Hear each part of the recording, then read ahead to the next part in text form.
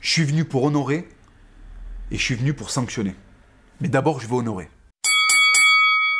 Ce qu'il faut souligner dans ce livre, c'est son extraordinaire pudeur. Mais remarquez que la pudeur tient en partie, d'abord à ce que je souhaitais que la pudeur s'y trouvât, ensuite à ce que le décor était placé dans la vieille Autriche une vingtaine d'années avant la Première Guerre.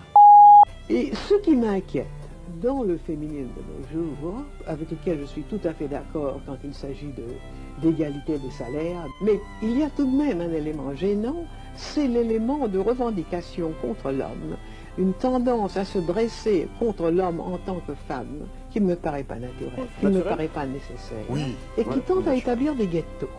J'ai l'impression que l'abaissement du langage, l'effritement du langage correspond à un effritement de la pensée. Et on a l'impression surtout que l'homme est la victime des moyens de communication commercialisés. Dans quelques petits groupes, quelques individus isolés, je suppose que la pensée humaine tient le coup, comme elle l'a toujours tenu.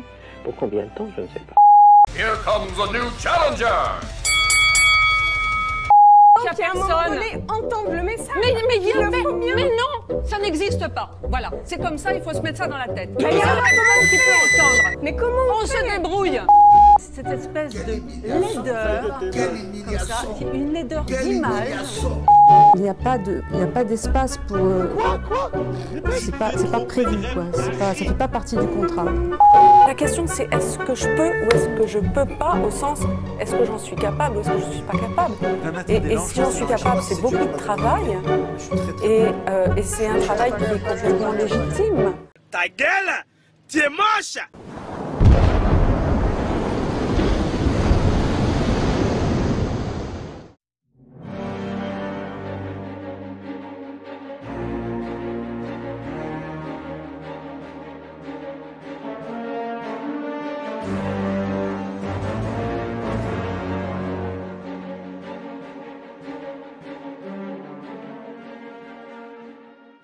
Bon, les gars, vous n'avez pas pu y échapper, à moins de vivre en ermite sur une île perdue du Pacifique en coloc avec Jeffrey Epstein et les 24% de Français tellement déconnectés du réel qu'ils continuent à penser qu'Emmanuel Macron fera un bon président pour un autre quinquennat. Depuis quelques années, une espèce d'hystérique incontrôlable, sorte de chaînon manquant entre un singe hurleur et un évadé de l'asile, a envahi les plateaux télé. Son nom, Christine Angot. Attention, l'animal est dangereux et imprévisible. Je répète, dangereux et imprévisible. Si vous le croisez, n'essayez pas d'intervenir seul. Vous allez vous manger ce genre de déclaration et vous n'êtes pas prêt du tout.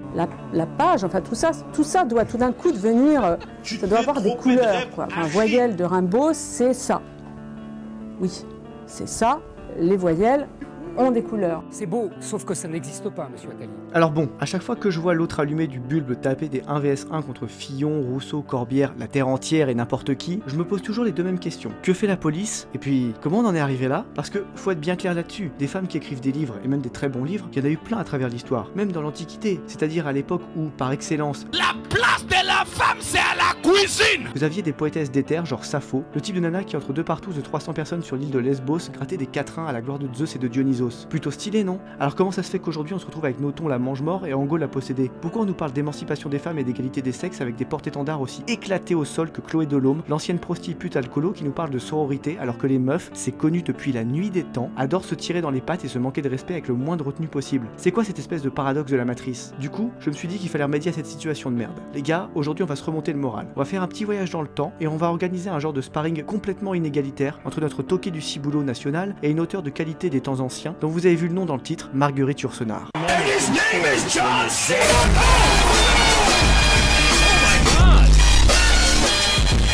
Là, j'aime autant vous prévenir d'avance. C'est le genre de match plié en 2 secondes, un truc du niveau d'un gros Mike Tyson contre Usul la brindille pornographe, et on est moins là pour faire une comparaison méthodique de leurs écrits et de leurs mérites que pour se marrer en voyant la queen du game asséner des balayettes humiliantes et des claques de forain à l'autre frappadingue subventionné. Oui, c'est gratuit, et oui, on va bien se marrer. Alors, qui était Marguerite Yourcenar? Pourquoi c'est l'une des plus grandes auteurs de tous les temps, et pourquoi ses écrits sont 1000 fois plus intéressants que les jérémiades répétitives et mal ficelées de la navrante Angot? Bah c'est ce qu'on va voir tout de suite. En selle, et temps de charger dans le tas.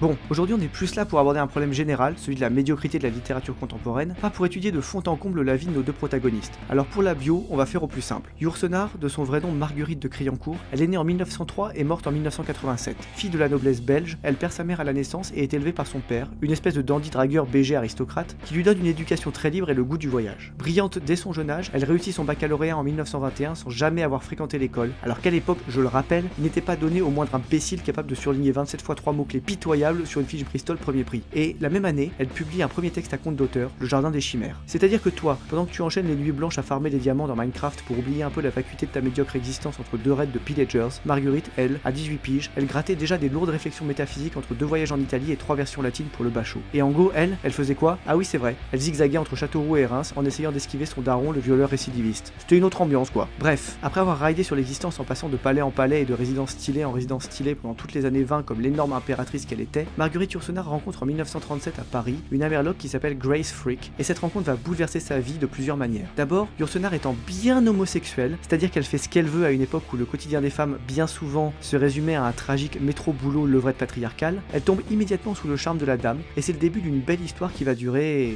40 ans. Ensuite, à partir de 1939, quand un petit moustachu innommable si je veux garder un semblant de monétisation s'avise de venir drifter en Panzer sur les Champs-Élysées, Yourcenar se réfugie aux États-Unis avec sa maîtresse, histoire de taper des énormes cunilingus sur leur île privée du Maine, pendant que tout le monde crève la tripaille à l'air dans les gros charniers de Stalingrad. Ce qui est plutôt malin quand on y songe. Et en go, elle faisait quoi elle? Ah oui c'est vrai, elle tapait des romans chiants sur des emballages de chocolat, et puis après elle se mangeait vent sur vent chez Gallimard qui refusait ses étronesques productions avec un admirable dédain. Ouais, encore une fois, 2 poids 2 mesures. Mais en 1945, une fois le petit moustachu confiné dans son bunker berlinois entouré d'une armée de communistes fanatisés par la vodka et la peur du goulag, Yourcenar se dit qu'il serait peut-être temps de passer la seconde et de montrer à l'univers, après quelques romans pas trop mal, tout ce dont elle est capable. Alors là, un peu comme avec Céline, c'est le chaos dès la première patate du premier round. Tandis qu'Ango, la perforée du casque, entre 2 crises d'hystérie et 3 propos incohérents, s'acharne à nous affliger année après année ses romans interchangeables et insipides sans dépasser un niveau de vente risible au regard du battage médiatique dont elle bénéficie. Yourcenar, elle déboule dans le game des très grands écrivains en 1951 avec Mémoire d'Adrien, un crochet du droit formidable en plein dans les chicots du style. Le pitch de l'histoire, un lourd empereur romain, Adrien, entre 2 calotages de Perses sans scrupules et 3 invasions de la Germanie option je réduis tout le monde en esclavage plus Pax Romana sur vous en dépit, réfléchit, de nuit, à la terrasse de sa villa de pimp impérial, sur sa vie, la place de l'homme dans le cosmos et le devenir des civilisations. C'est-à-dire, pour la faire courte, que d'un côté on a un lourd despote romain qui te raconte son règne en l'agrémentant de considérations complètement ouf sur tous les sujets les plus insondables de la philosophie, tandis que de l'autre, chez Ango, d'un roman à l'autre, on en revient toujours à la même vieille histoire d'inceste puante et répétitive, dont on se battait déjà les couilles en 1999 et dont on se rebattra encore plus les roudoudous en 2099. Tu mesures un peu l'écart? Et comme si ça suffisait pas, Yourcenar récidive quelques années plus tard avec L'œuvre noire, un roman qui raconte l'histoire d'un surdoué de la Renaissance, Zénon, le genre de mec tellement malin que tous les gouvernants de l'époque sont en sueur devant sa liberté d'esprit et décident de le pourchasser, histoire d'éviter que les ancêtres des militants En Marche qui peuplent l'époque ne deviennent eux aussi, par contamination, capables d'aligner 2 neurones vaillants et de pondre une descendance qui ne votera pas successivement Sarkozy, Hollande et Macron aux merdiques élections présidentielles qui jalonnent leur vie de PNJ sans saveur. Du coup, entre 2 esquives de ministres magouilleux et 3 procès d'inquisition, tu suis l'histoire d'un mec tellement en avance sur son temps qu'il avait sûrement déjà all-in sur le bitcoin 350 ans avant l'invention d'un ordinateur, histoire de ne pas rater le train. Tu vois le genre de Gus? Encore une fois, c'est pas la dernière merde de Gallimard là, on est entre amis sérieux. Comme d'habitude, hein. À partir de là, consécration ultime, Marguerite Yourcenar va rentrer à l'Académie française. Et ça mon gars, c'est pas un petit fait divers genre Mokhtar le gentil réfugié qui sortait les gens et disait bonjour aux poubelles à poignarder son conseiller Pôle emploi. Ah non non non, là on est sur du très très lourd. Dis-toi qu'en 1980, Yourcenar est la toute première femme à se qualifier dans la cour des grands. C'est pas la première à essayer, hein, c'est juste la première à y arriver. Du coup, tandis que l'autre folle d'Ango tapinait sur les plateaux dont on n'est pas couché aux côtés de tristes suceuses comme Moix la gourmande ou Consigny la valeuse de sabre, Yourcenar, elle tapait des lourds débats stylistiques avec des auteurs reconnus, tout en posant son cul royal sur le même fauteuil où, avant elle, Georges Clemenceau, entre 2 discours contre les chleux à Verdun, venait caler son postérieur de Tchad Alpha. Tu vois un peu l'écart de vie? C'est assez dingue quand on y pense. Et du coup, tu t'en doutes, quand on compare les œuvres lourdes, légères, professionnelles de Yourcenar aux ersatz de laxatifs non remboursés d'Ango, on ne fait que prolonger le constat qu'on a commencé à esquisser, Yourcenar 1, Ango 0. Vous voulez voir? Bah suivez-moi.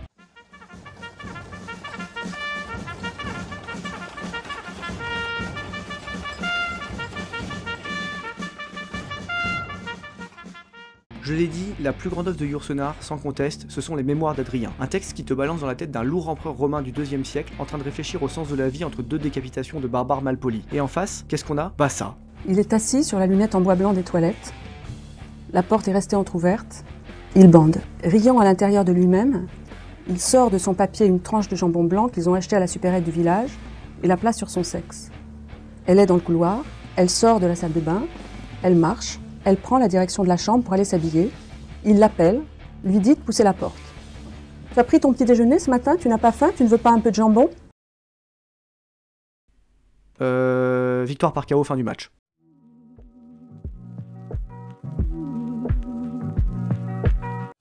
Bon, attendez, revenez, faut commenter un peu plus là. En fait, Ango, faut bien le reconnaître, elle n'a pas eu une enfance facile. Son père, qui m'a tout l'air d'un prétendant sérieux au dernier cercle de l'enfer, il s'est amusé, si le mot peut convenir pour une réalité aussi sordide, à la tripoter et à se faire tripoter par sa propre fille, pendant toute son adolescence. Voilà, ambiance hein. Bah, vous savez, quand une petite fille de 5 ans et demi commence à vous déshabiller, c'est fantastique. Alors du coup, vous vous en doutez, avec un passé pareil, c'est pas étonnant qu'Ango ait grillé une durite et commencé à gratter des textes sur son lourd traumatisme psychiatrique. Ça, soyons clairs, personne va lui reprocher. C'est normal d'avoir un PTSD quand ton premier contact avec la sexualité s'est résumé à sucer papa dans les chiottes de la maison de vacances plus tout est bon dans le jambon. Je pense qu'à ce stade, on est tous à peu près d'accord. Mais ici, vous voyez, vous n'êtes pas sur une chaîne dédiée aux violences sexuelles et aux difficultés psychiatriques. Ici, vous êtes chez le Hussard. Nous, on parle de livres et de littérature. Donc la question qui nous intéresse en premier lieu, c'est est-ce que les gribouillages d'Ango sur son atroce adolescence ont le moindre intérêt? Il bande.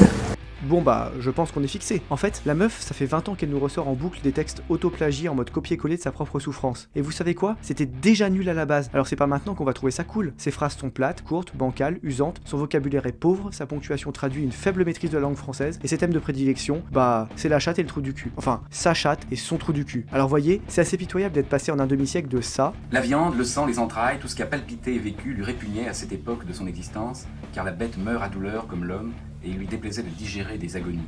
Depuis l'époque où il avait égorgé lui-même un porc chez un boucher de Montpellier, pour vérifier s'il y avait ou non coïncidence entre la pulsation de l'artère et la systole du cœur, il avait cessé de trouver utile d'employer deux termes différents pour désigner la bête qu'on abat et l'homme qu'on tue, l'animal qui crève et l'homme qui meurt.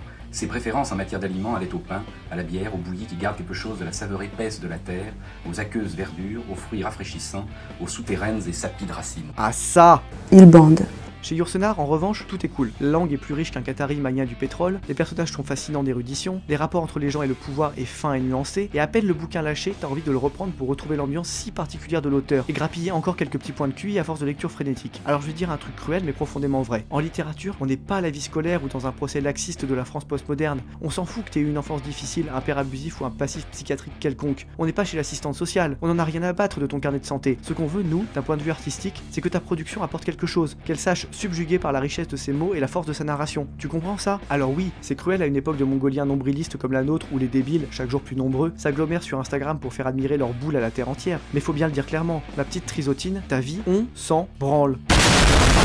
La seule chose qui compte, c'est ton style. C'est pas compliqué, bordel. Alors tes histoires de merde à base de mon papa m'a touché, mon mari me bat, ou encore je découvre mon clito, women empowerment, ouhou, d'un point de vue strictement littéraire, on s'en balance. Ça veut pas dire que le voyeur ou le journaliste moyen peuvent pas y trouver leur compte, mais si t'as plus de 80 de QI, toi, ça te viendra pas en tête de dire que ça présente le moindre intérêt littéraire. C'est pas compliqué, bordel.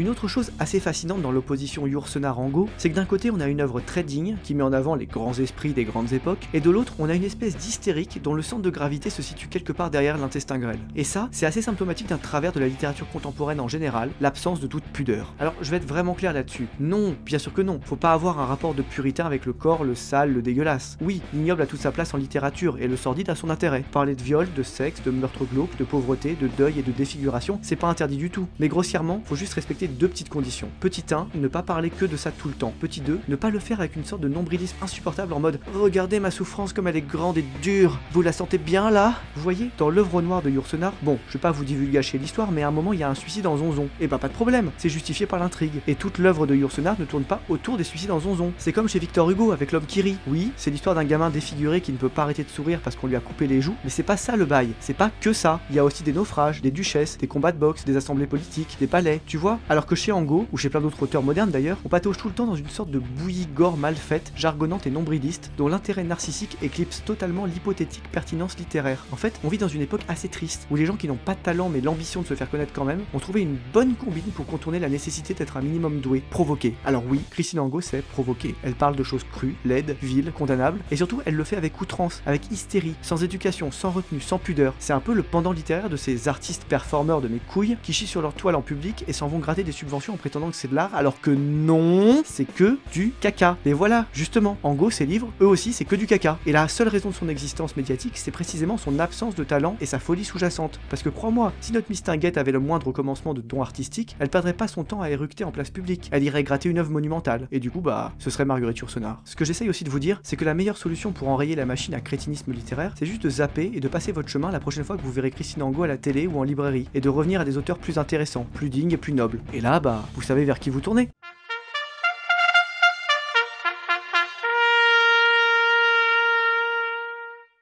À l'heure des combats féministes 2.0 et de l'hystérisation générale du débat, il est bon de rappeler quelques vérités élémentaires. Oui, l'histoire est jalonnée de femmes au talent littéraire hors du commun. Non, elles n'avaient rien à envier aux hommes. Oui, leurs noms sont parfois tombés dans l'oubli et méritent d'être sortis. Et surtout, non, 1000 fois non, les femmes écrivains ne sont pas obligées de parler de leur trou du cul ou de leur vulve pour être publiées. Non, et non plus, personne n'empêche les femmes de parler de ces sujets, c'est juste qu'on s'en bat les couilles, que c'est lassant au possible et même que c'est écœurant. Nous, ce qu'on veut, c'est des choses un peu glorieuses, un peu dignes, auxquelles on a envie de s'identifier. Personne n'a envie de s'infliger les problèmes de vulve de Madame Angot. Personne n'a envie de s'infliger toute l'intimité dégueulasse d'une femme, surtout de façon extrêmement crue. Alors arrêtez de glorifier ces exemples de médiocrité et tout le monde, homme comme femme, s'en portera mieux. Voilà, ça c'est pour le fond. Et sur la forme, bah, va falloir rehausser un peu le niveau, parce qu'entre ça et ça, bah y a un monde. Et c'est pas juste le patriarcat ou je sais pas quel autre concept de la lutte des sexes 2.0 qui empêche les femmes de faire de belles choses. C'est juste que celles qu'on met en avant aujourd'hui dans les médias, bah c'est les plus crétines. Vous voulez changer les choses? Alors lisez une nana stylée. Essayez Yourcenar.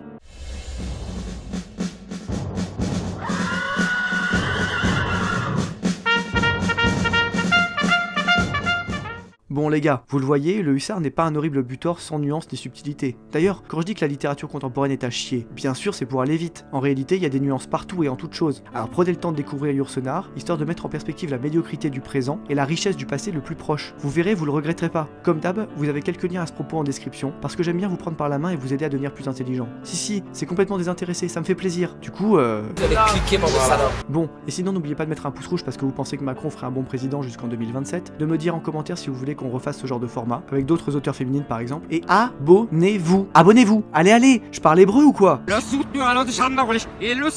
êtes tellement extrême. Abonnez-vous. Allez, on se rassemble et on va aller ensemble titiller Pierre Cross dans les tendances YouTube. Moi je vous le dis, on est parti. Bon, on se revoit dans quelques jours pour une prochaine vidéo. Rompez soldats.